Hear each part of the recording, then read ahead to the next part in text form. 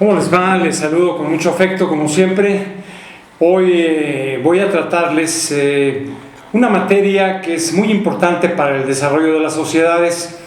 Es algo que se ha dado y se seguirá dando en la historia de la humanidad, que es precisamente la política. La política, que es un término muy usado y ha sido usado realmente en toda la vida del ser humano, por ello del zoopoliticón.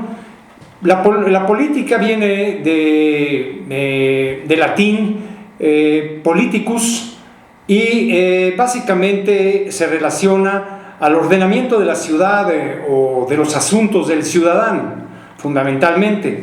Es una rama de la moral que se ocupa de la actividad en virtud de la cual una sociedad es libre y que pues está compuesta por mujeres y hombres libres precisamente, y donde se resuelve a través de la política los problemas que plantea la convivencia humana en una sociedad. Ahora bien, esto fundamentalmente va indicado como un objetivo esencial, que es el bien común. La política implica el ejercicio del poder en relación a un conflicto de intereses. Es muy importante que cuando se ejerce el poder se tome en cuenta que existen involucrados una serie de conflictos por los intereses mismos de cada participante de una sociedad. Antonio Gramsci, que era un político, pues un filósofo, un teórico marxista, precisamente era italiano, era un político italiano, un periodista italiano. Él pensaba que entendía a la política como una ciencia social que tenía un contenido concreto, pues su formación era lógica para él, como un organismo en desarrollo. Así entendía Gramsci el concepto de la política. No así, por ejemplo, Bodin, al que no le interesaba el momento de la fuerza, sino que él se inclinaba mucho más al consenso, al acuerdo de las partes en una sociedad, del pueblo, de los que integraban la organización de una nación. Él pretendía que más que nada, más que utilizar la fuerza, siempre se debiese pretender el consenso en todas las partes. ¿Por qué? Porque el ejercicio de la política permite gestionar los activos de un Estado nacional. Ese es el concepto más básicamente que persigue la política. Y también pues resuelve los conflictos entre las sociedades. El ejercer la política, ese es el sentido de la política para la resolución de los conflictos dentro de las sociedades. Las normas y las leyes que determinan la actividad política se convierten en obligatorias. Ese es también el sentido de la política. Y esto es aplicable a todos los integrantes de un Estado nacional. Así es el uso y la aplicación de la política en esencia. En realidad hay muchas maneras de conceptualizar a la política. En muchos sentidos, un sentido político ha sido la anarquía. La anarquía, que sirve para designar digamos, aquellas situaciones en donde se da la ausencia del Estado o del poder público. Cuando hay anarquía, hay desorden, existe desorden, no hay un Estado ni de derecho, ni Estado que gobierne, entonces se produce la anarquía.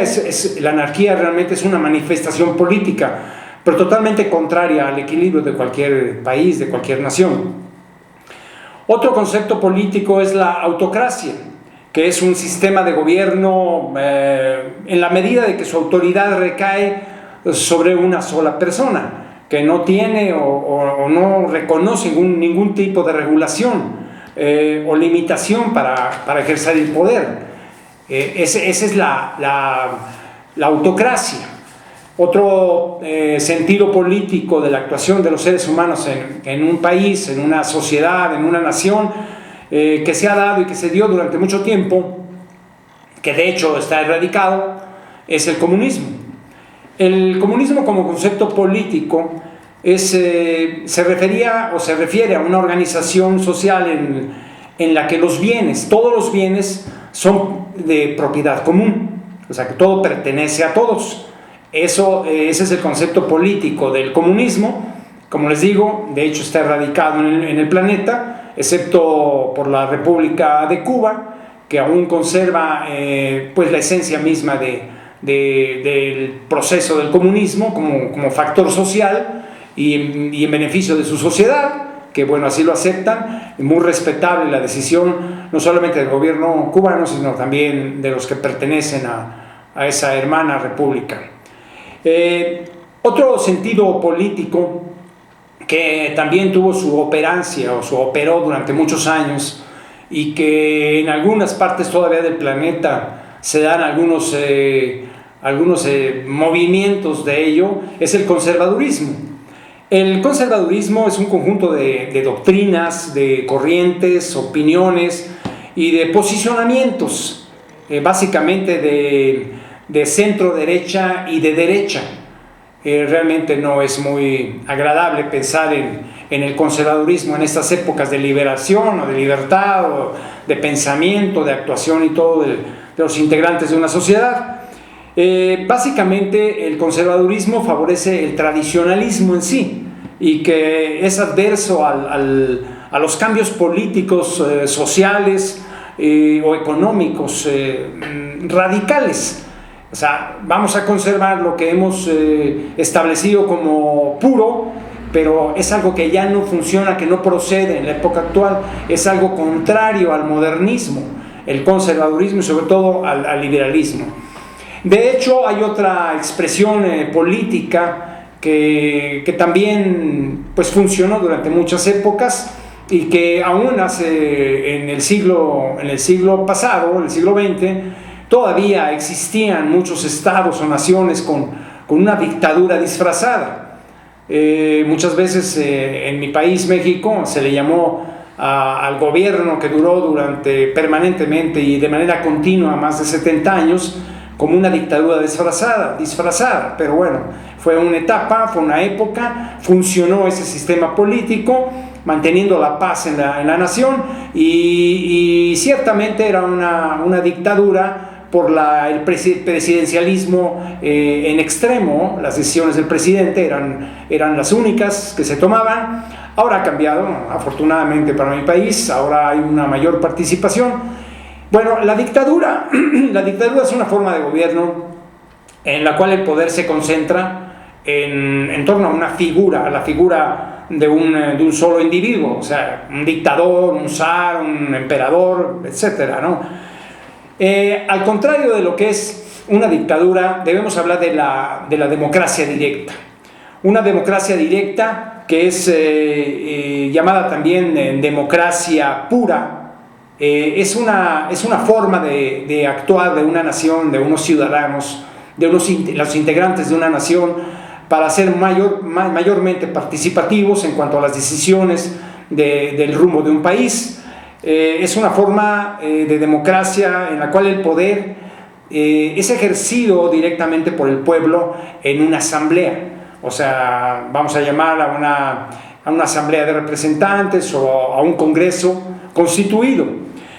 Lo que va aunado a la democracia directa sería la democracia participativa. La democracia participativa, que son formas de democracia en las que los ciudadanos precisamente tienen una mayor participación, no solamente en los movimientos y en las decisiones de quien gobierna o de quien maneja o administra un país o una nación, sino que la participación es más amplia en la toma de las decisiones políticas que son otorgados tradicionalmente por una democracia representativa, que es lo realmente que funciona y que se está perfeccionando con el tiempo. La democracia es una forma de organización social que atribuye la titularidad del poder al conjunto de la sociedad.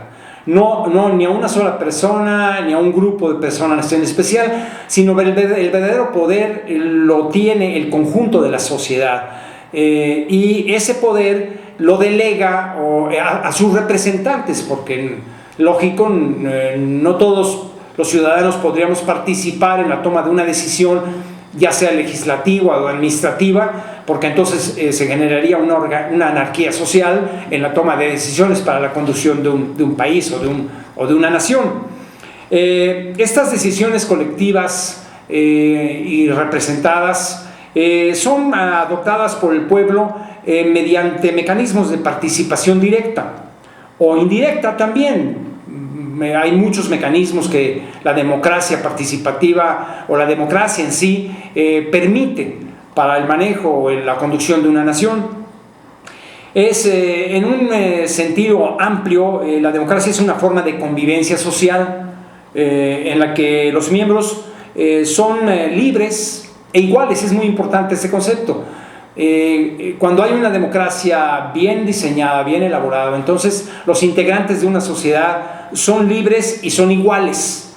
No hay diferencias en cuanto a la aplicación de derechos, de leyes o de beneficios. Aquí los beneficios son para todos, tanto en los derechos como en las obligaciones. Estas relaciones sociales se establecen de acuerdo a ciertos mecanismos que la propia nación o el propio pueblo o los representantes establecen, y que son realmente la voz de la ciudadanía o de la voz de la totalidad de la población que está formando una nación o un pueblo en general. En realidad, algo contrario a una democracia sería lo que en algún momento se estableció, que fue el fascismo, porque el fascismo se trata de una ideología o un movimiento político que surgió en Europa, en aquella Europa entre las guerras de 1918 a 1939 aproximadamente, y que fue creada por un verdadero dictador, un verdadero fascista en esa época, que fue Benito Mussolini, allá en Italia.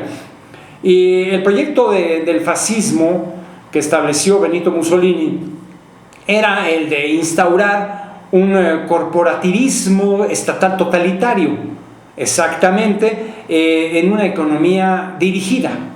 Era verdaderamente estricto, porque él no era un emperador, no era una monarquía, pero era una especie de monarquía, con mucha severidad para un mundo en donde ya las democracias empezaban a surgir y algunas estaban muy bien ya establecidas.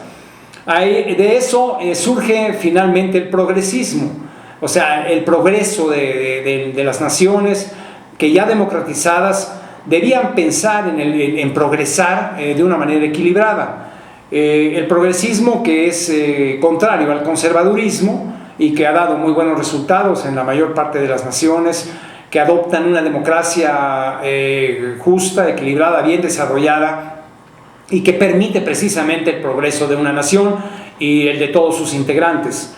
El progresismo agrupa políticas y doctrinas filosóficas muy exactas, muy claras, sobre todo tomando en cuenta lo que se estableció en la Revolución Francesa allá en 1789, porque ahí fue precisamente donde rompe con las monarquías, rompe con todo lo extremo de las diferencias entre la riqueza y la pobreza, verdaderamente denigrantes. Y la Revolución Francesa es uno de los casos, como lo fue la Revolución Mexicana, la Revolución Rusa. Todas las revoluciones se hacen revoluciones sociales para romper con las grandes diferencias de los extremos entre la riqueza y la pobreza.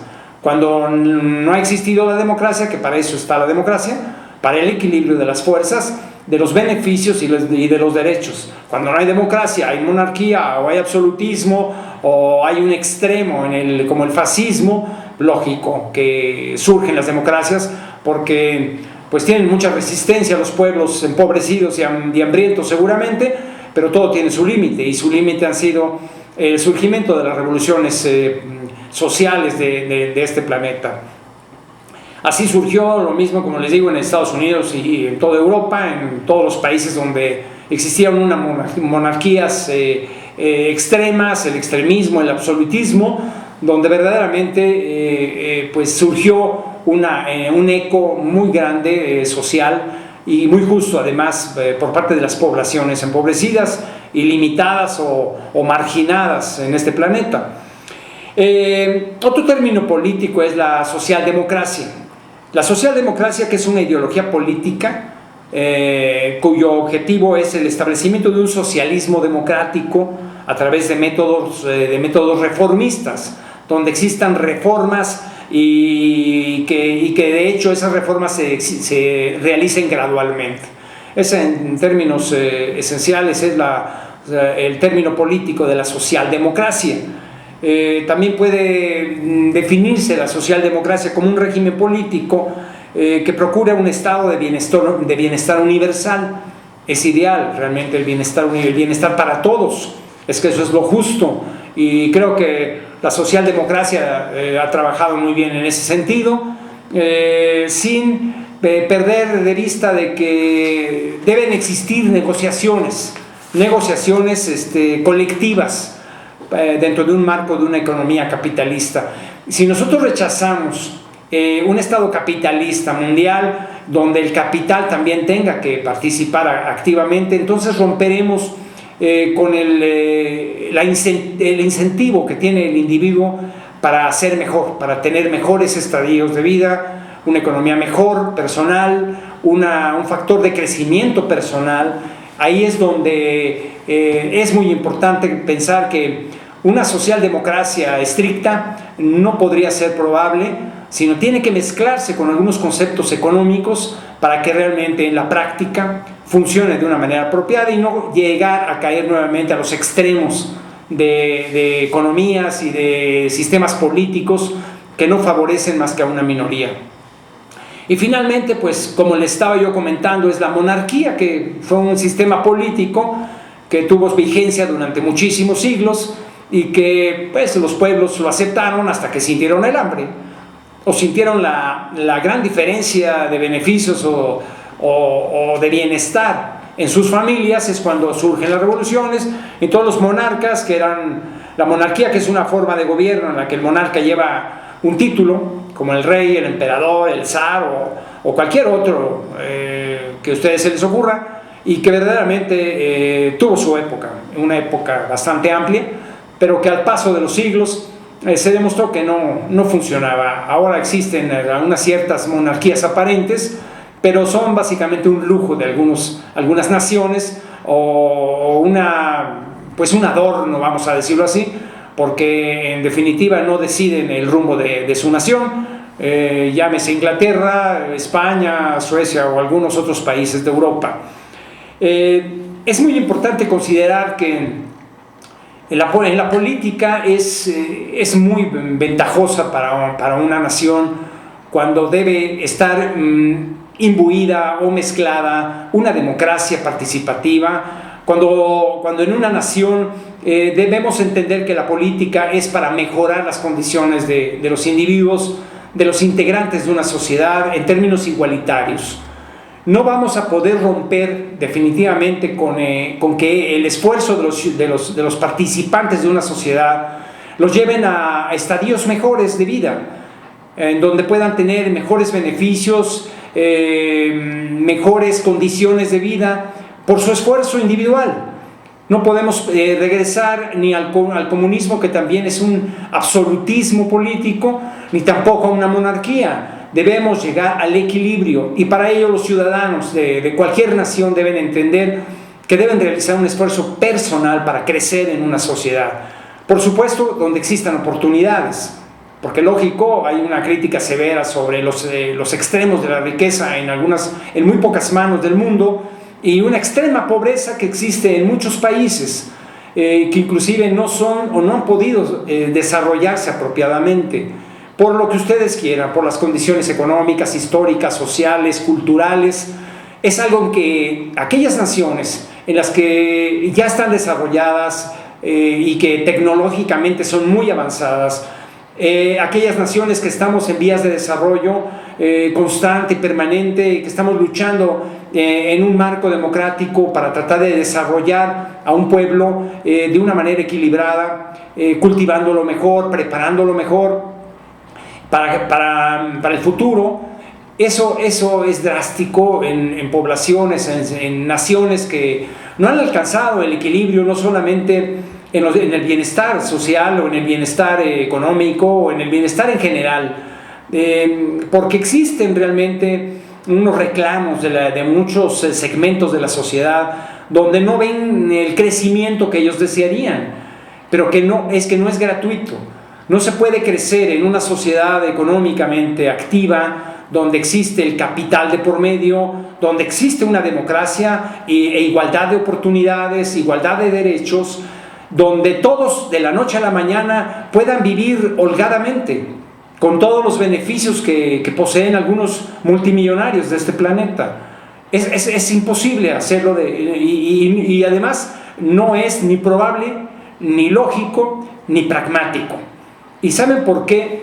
Porque, por desgracia, en cualquier sociedad, con esas diferencias, en libertad, con esas diferencias, no todos tienen ni la capacidad, ni nacen con la posibilidad de educarse en las mejores condiciones. ¿Por qué? Porque también no se alimentan bien. Es un problema cultural que hay que analizar, que hay que ponderar muy bien para no ser injustos con aquellos que con su esfuerzo, con su dedicación, con su inteligencia, con su preparación, han logrado estados de riqueza o de bienestar superiores, inclusive drásticamente diferenciales con la mayor parte de la población de un país.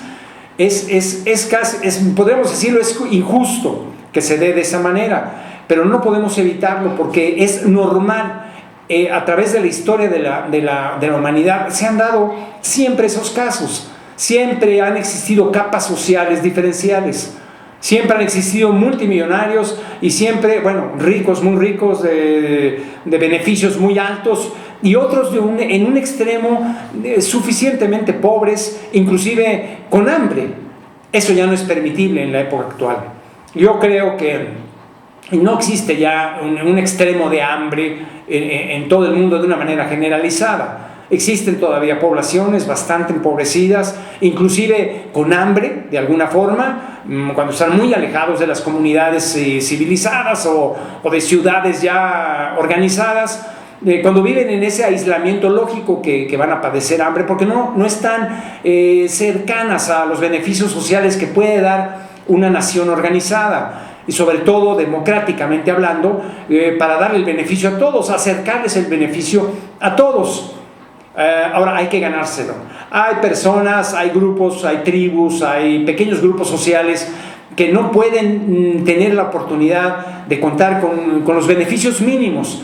A ellos sí, de alguna manera, socialmente, yo pienso y creo que se está dando el hacerles llegar los mínimos necesarios para que subsistan, sobrelleven su vida, porque muchas veces no tienen posibilidades o capacidad de salir adelante de la situación en que viven.